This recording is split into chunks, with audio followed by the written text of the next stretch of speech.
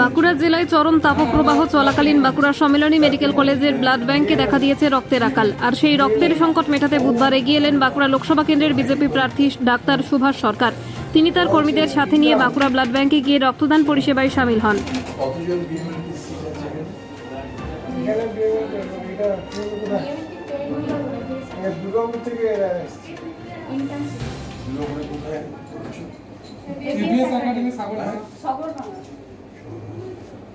সব জায়গা থেকেই মানে একটা ব্যাচ আছে।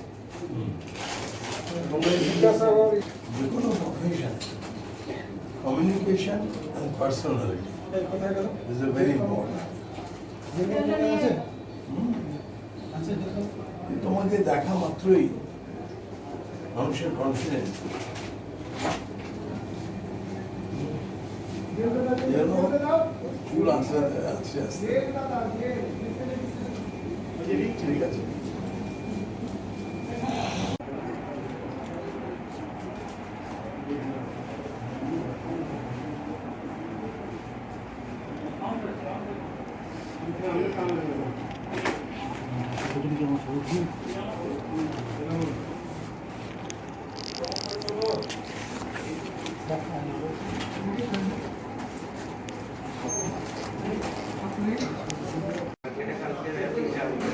ভালো প্রভাব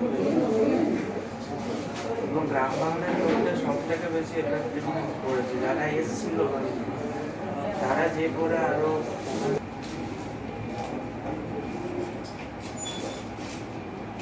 তবে অ্যাডমিনিস্ট্রেটরদেরও একটু শুকিয়ে গেছে। সত্যি একটা বিউটি বাঁকুড়ার ওপর দিয়ে যেভাবে তাপপ্রবাহ চলছে, গতকাল 45.3 ডিগ্রি সেন্টিগ্রেড ছিল।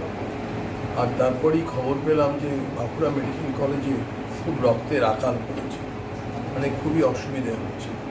তাই আজকে সকালবেলা নিজের প্রচারের কার্যক্রমকে কিছুটা মানে না করে সমস্ত আমাদের কার্যকর্তাদেরকে নিয়ে ব্লাড ব্যাংকে সোজা এসেছি রক্ত দেওয়ার জন্য। বিশেষত জানতে পারলাম যে থ্যালাসেমিয়া বাচ্চাদের যে কেয়ার ক্যাম্প সেটা আগামীকাল আছে।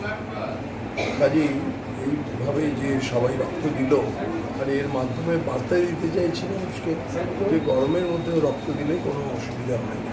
সবাই রক্ত দিয়েছে, দিব্যি ভালো আছে।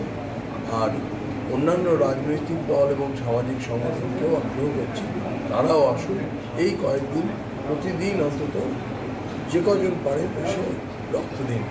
কোনো ক্যাম্প করে ঘটা করে করার দরকার নেই, এইভাবে এখানে এসে দিলে এটা মানুষের